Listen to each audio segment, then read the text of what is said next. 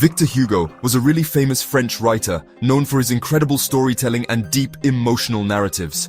He wrote The Hunchback of Notre-Dame way back in 1831, a novel that has stood the test of time. It's a super famous book, a real classic that continues to captivate readers even today. The story is all about love, sadness, and what it means to be beautiful, both inside and out. The story takes place in Paris, at the amazing Notre-Dame Cathedral, a central character in its own right. This cathedral is a huge, beautiful example of Gothic architecture, with its intricate details and grand presence. Hugo uses the cathedral as a symbol, kind of like a hidden message woven throughout the story. It represents all the good and bad, the simple and complicated things about being human, making it a powerful metaphor.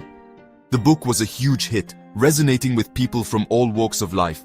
People really loved the story and all the characters, each one bringing something unique to the tale. Hugo's writing was strong and emotional, touching the hearts of many. He made people think about important things, challenging them to reflect on their own lives and society.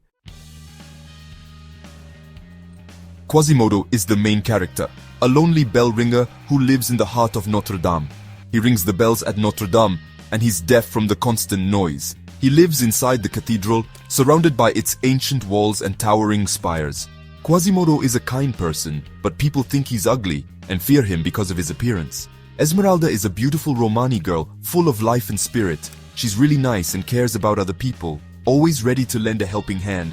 Quasimodo falls in love with Esmeralda, admiring her from afar. But Esmeralda loves a handsome soldier named Phoebus, who captures her heart. Then there's Claude Frollo, a priest. He's obsessed with Esmeralda and can't control his desires. He wants her so badly that he makes terrible choices, driven by his dark obsession.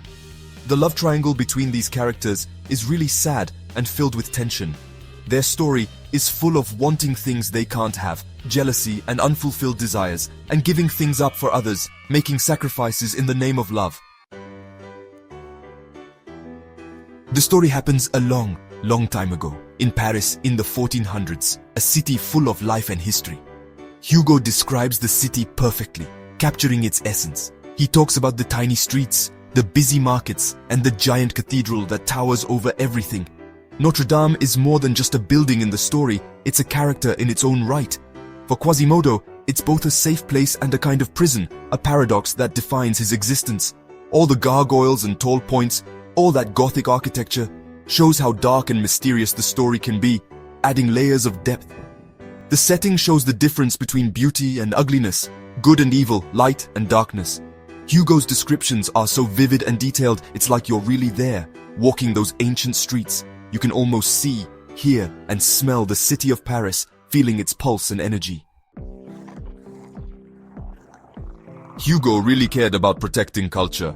He saw Notre-Dame as a symbol of France's rich history. The book is like a message asking people to protect old important buildings. Hugo shows how these buildings aren't just made of rock and cement. They show how creative people can be. They connect us to the people who lived before us. The Hunchback of Notre-Dame is still a powerful and moving story. It reminds us how strong love can be, how important it is to be kind, and why we need to protect the things that connect us to our shared history.